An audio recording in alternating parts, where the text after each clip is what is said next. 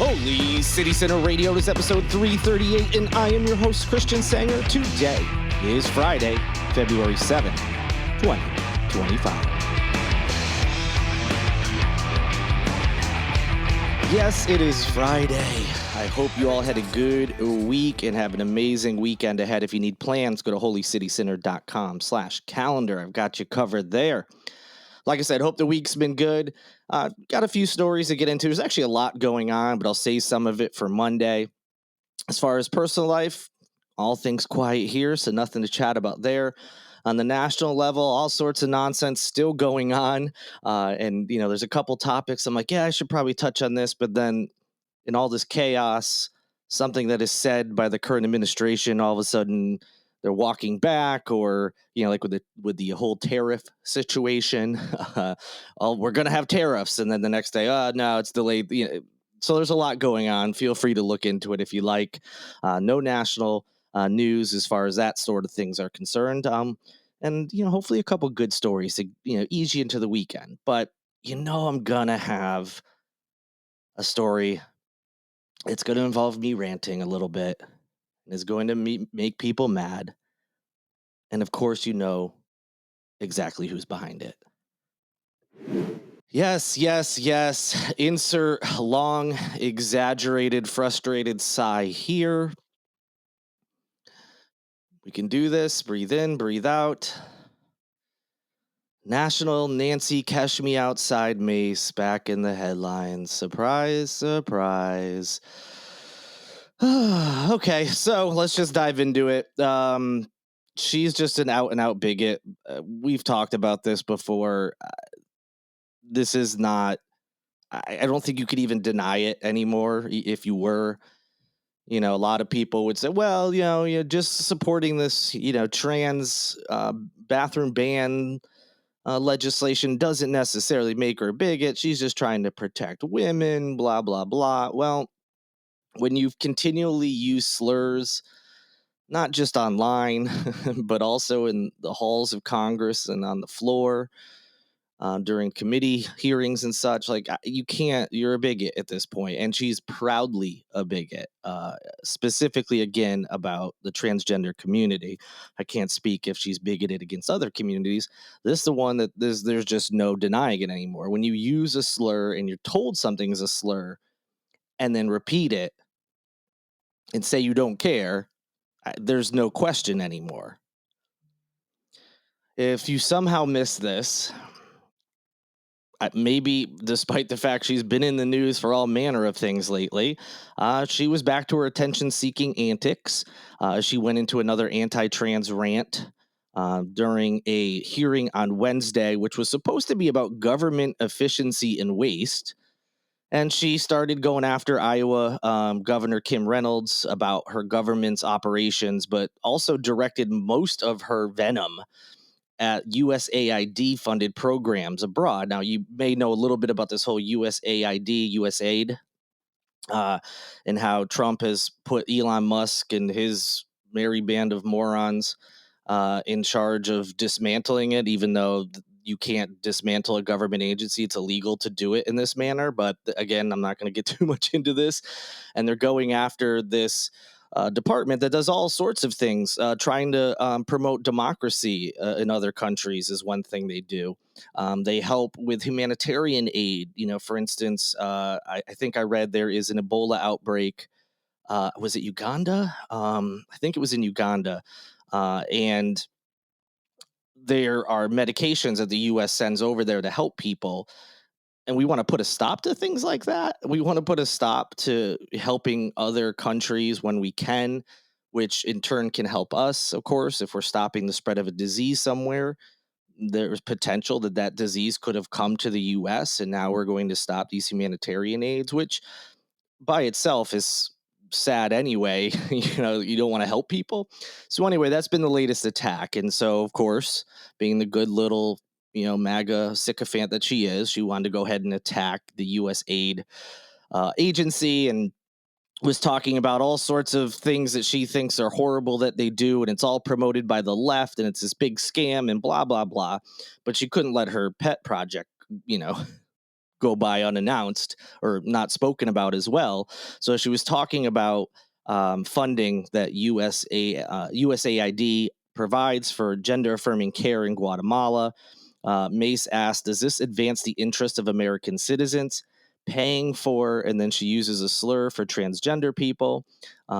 It's There's two terms that used to be used.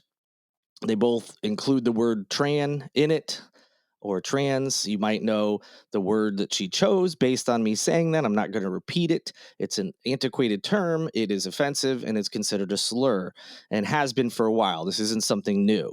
It's a derogatory term that people used against the transgender community. So anyway, she says paying for, and then uses the slur, in Guatemala to the tune of $2 million. Yes or no? Uh, for the record, the answer was no. That's not actually something that's happening, but that's besides the point. So she uses this slur. It's not the first time she's done it. She's done it online. I'm pretty sure she's done it on the floor of Congress before as well.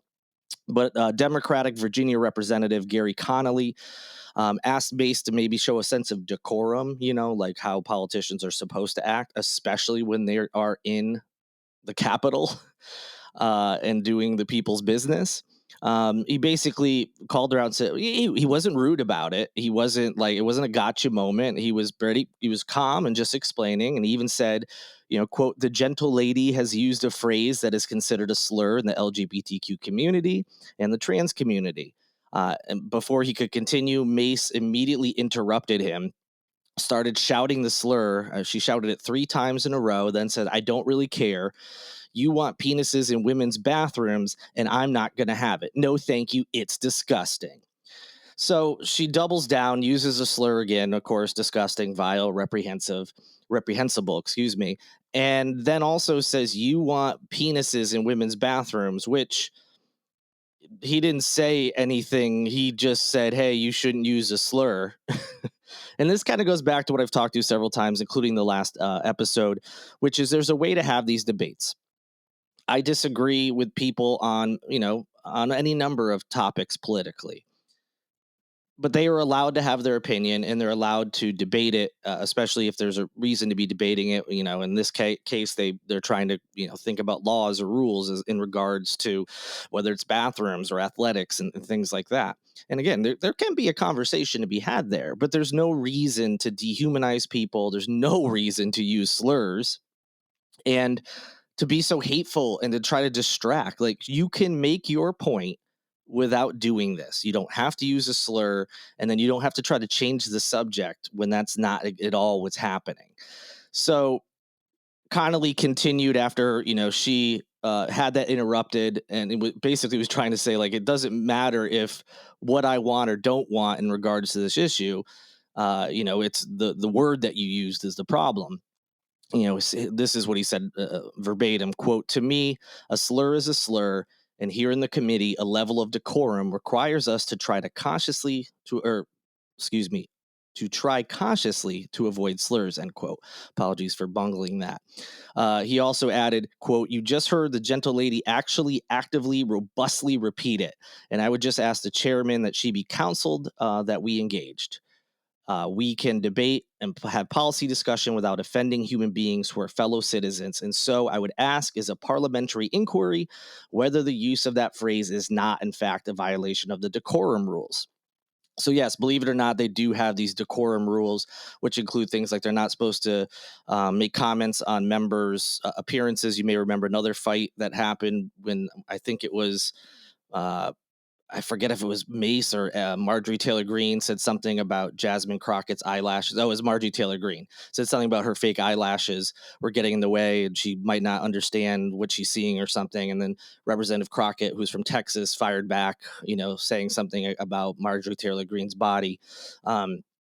They're not supposed to do things like that. There are supposed to be levels of decorum, which makes sense. You represent the people. This is supposed to be a position of esteem where, you're supposed to demand respect and, do things the right way. And I know that's silly to think because we've seen what politics has been. And that's all he was saying. Now, while he's doing that, number one, James Comer said that he wasn't up to date on what is and isn't a slur to that community. So he would look into that matter and talk to Representative Mace if need be. So nothing's going to happen, of course. But while Connolly is just trying to say, hey, regardless of if we disagree about a certain position on this topic, can we agree not to use a slur? And he said exactly the kind of thing that I've been saying, which is you shouldn't be, we should be able to have these discussions about policy without offending fellow citizens. Like, what's the point of that? You're already having a debate about whether they belong in certain spaces or not, which could be bad enough for them. And I know Nancy Mace and people don't care about that. And then you're going to add on top of it this extra layer of hate for no reason. And, besides the fact there's no need to do that, if you're a good person, you shouldn't be using slurs and attacking marginalized groups, well, any groups, of course. But, there's got to be a certain level of respect, and as they keep saying the word decorum, that's exactly what's needed, and she refuses to do that. And as I've also mentioned, this type of rhetoric where you're dehumanizing a group can lead to actual violence, whether physical or verbal or whatever, against these groups. And we've seen that on Sullivan's Island, where a guy pretended to be ICE, was basically holding up two Mexican gentlemen who were working. There's been some updates on that story, nothing major, but just some finer details were filled in that they were just landscapers doing their job. And this guy stops them and claims to be ICE. And, then we find out there's actually at least two other incidents in this country of people doing the exact same thing, pretending to be ICE agents, impersonating them, and, harassing members of the Hispanic community or Latino communities. And that's what I'm saying. Like, do you think that sort of stuff would happen if the rhetoric in this country right now about immigrants and so-called illegals and all that would be happening? Uh, I don't think so. There's always going to be racists, and there's always going to be people who do racist things. But when people in charge of the country are emboldening them that, hey, your position is okay, and yes, these people are to blame for whatever their grievances are, they're more likely to do those types of things. And Representative Mace just doesn't get it and doesn't care. And that's further clear because as they're trying to just say, hey, let's not use slurs. She yells something to the effect of, I won't let a man tell me, a woman, what should and shouldn't be allowed in my bathroom. Well, that's not what's being discussed at the moment. You brought up transgender people, something about that was supposedly happening in Guatemala that wasn't. So you brought it up. And the only thing he said was that you shouldn't use a slur. He didn't give an opinion about the whole bathroom thing. He didn't give any opinion about anything outside of that. That's all he said.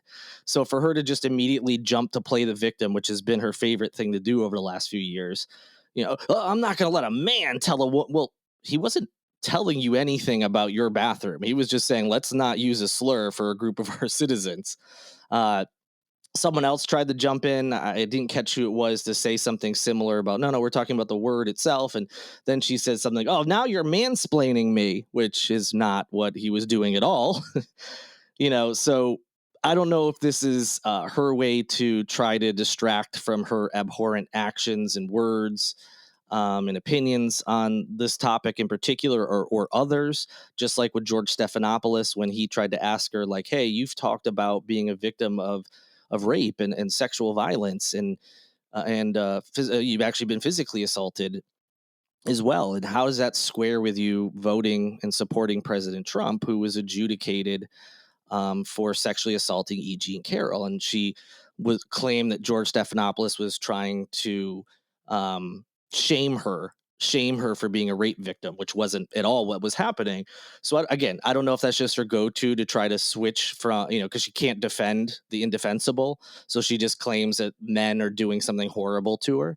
And I don't know if that's supposed to be like because she's using terms and like mansplain, and shame, and a man shouldn't tell a woman this stuff. These were things that kind of started out of different movements over the last few years on the left.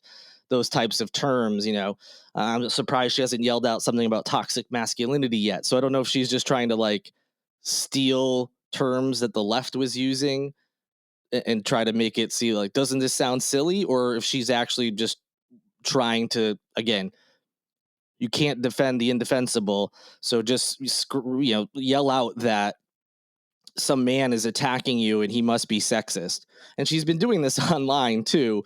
If a man questions anything about her beliefs and using a slur, she immediately comes back with the same type of attack. Like, well, why?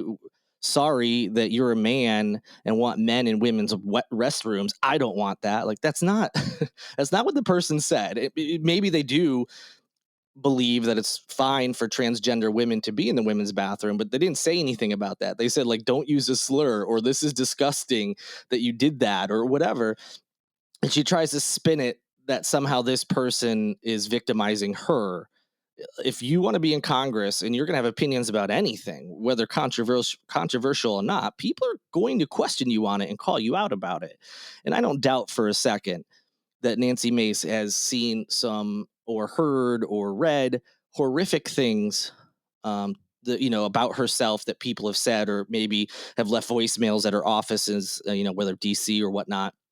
I'm sure there's a lot of people who've crossed the line. No doubt about it.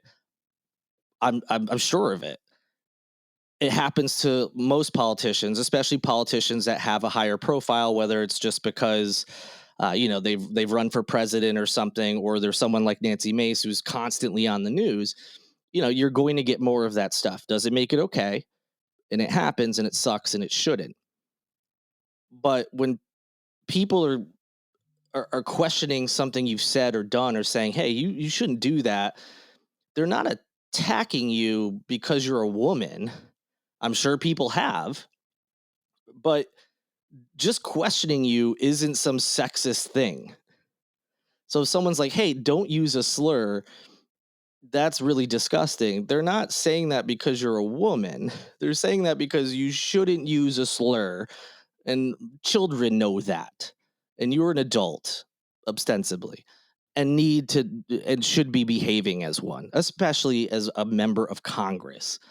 Um, so again, you'll see a lot of that on her Twitter feeds or Facebook or whatever, where if she's attacked or someone has a good point, she'll just switch it. If it's a man, she'll say something about them mansplaining or attacking her and asking why you hate women. Or if it's not a man, she'll just say something, go back to the whole I don't want men in women's restrooms thing, which again, fine, that's your stance. Cool. You don't want transgender women in women's bathrooms. Fine. You can debate that. You can talk about it. Uh, but you don't need to, again, the whole demonizing thing. And you don't have to try to spin it when someone's calling you out for something else and you bring it back to that. It's so weird. It's so transparent. And the bigger issue here, though, is of course her using a slur. And I know there might be some people listening who are like, well, it's not that big of a deal, or might not even known that that was considered a slur. And that's fine. You can't know everything. But I guarantee most of you, if you heard, if you said a word and someone said, oh, hey, that's actually a slur. We probably shouldn't use that. I don't know if you know that, that's a term that, was used to dehumanize and degrade people and was used in a negative light. Now we consider that a slur as a culture. Let's try not to use that. You would probably be like, oh man, I didn't know. I'm so sorry. Yeah, absolutely. You might be, oh, I didn't know that. When did that? Oh, why is that a slur? But most of us at the end would be like, I didn't know that. Now I do. I won't use it. I'm almost positive none of you would have doubled down and shrieked out the term 3 more times and then say you don't care, and then go on and use it even more on Twitter and claim that the left is trying to censor her. So that's the bigger issue here. Replace the slur that she used with any other slur. Whatever one you think is the most offensive, or is even just offensive, period. When it comes to slurs, can there be more offensive, less offensive? But you know what I mean? There's some that have a longer historical context, that have been known to be slurs for more years. And now imagine a sitting member of Congress using that slur in the way that Nancy Mace did with this one. there would be a huge outcry from both sides of the aisle. Of course, there's going to be some monsters out there, like I'm seeing, who are cheering her on for saying a slur and not backing down from it. But there'd be a large outcry. I would imagine there'd be some sort of punishment. Likely she, depending on the situation, may even be kicked out of Congress. Although I don't necessarily believe that the Republican Party would actually do that. But they might move to, censure her or something like that. But it's all quiet on the, it's okay. You're allowed to demonize and use slurs against this group of humans. Now, if you would use it against this group of humans, yeah, that's different. But this one, don't worry about it. It's a-okay. Is basically what the message is right now from that party. It's sad. It's disgusting. It's vile. And add that to her anti-immigrant rhetoric. Remember, she was tweeting about, can we live stream or watch them be shipped off to another country? She also mentioned Gaza should be turned into Mar-a-Lago after Trump said the U.S. was possibly going to take over Gaza, which is a whole other thing. I mean, she just says the most vile and dumb and horrific things over and over again. And I know she does all of it, if most of it, if not all of it, for attention. Doesn't make it right, especially this situation. And I know I'm giving her air, albeit much smaller than traditional news or a national media outlet. So it's not really, she doesn't give a crap. She doesn't even know I exist. Well, she knows my my Holy City Sinner account. She used to follow it and quickly unfollowed it after she got elected, probably because she realized I am not a supporter of hers.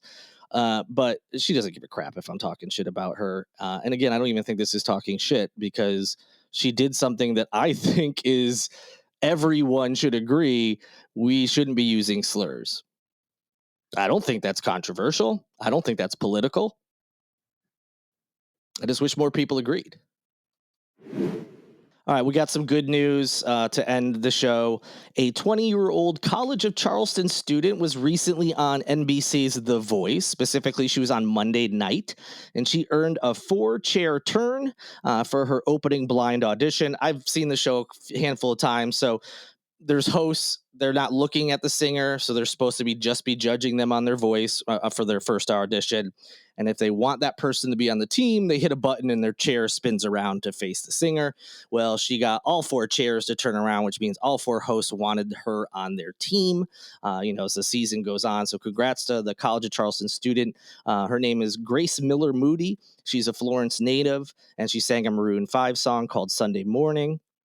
And lo and behold, Maroon 5's lead singer, Adam Levine, ended up choosing her. She ends up on his team for this new season, which is the 27th of the franchise. So congrats to her. And lastly, some more fun news. Bravo recently dropped a teaser video for Top Chef, which is entering its 22nd season. And there was actually a familiar face in there. Shuai Wang of North Charleston's Jack Rabbit Philly and King Barbecue appeared in the footage. And Chef will be on the show in some capacity. Congrats to him. That's super great. If you're unfamiliar, Wang, back in 2014, he moved to the Low Country from Brooklyn with his wife, Corey, who, by the way, in addition to helping him with those 2 fantastic restaurants, is also an author.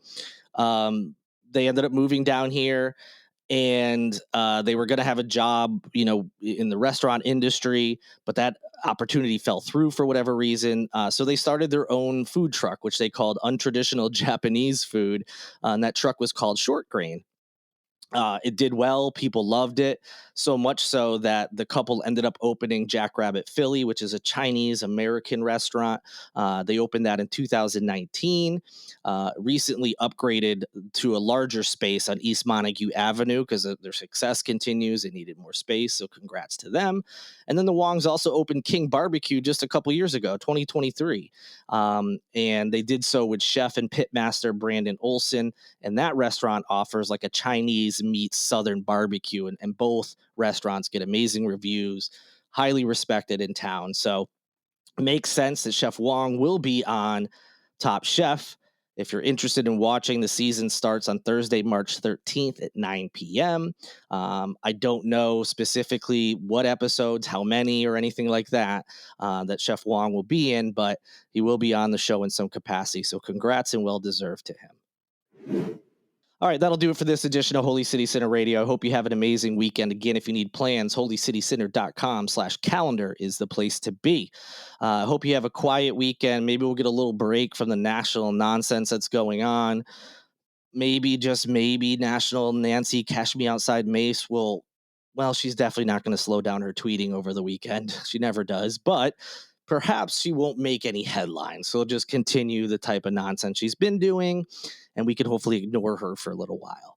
But if she's shrieking slurs again, I'm going to have to talk about it. But I hope you have a good weekend. I hope you all enjoyed the show. Please rate, review, like, subscribe, all that good stuff. And of course, visit holycitycenter.com for all the latest Charleston news and information. Thank you to Lindsay Marie Collins with LMC Soundsystem for producing this and every episode of Holy City Center Radio. And thank you to Tyler Boone, whose music you hear in each and every show. I'll be back with you next week. Until then, good night and good luck.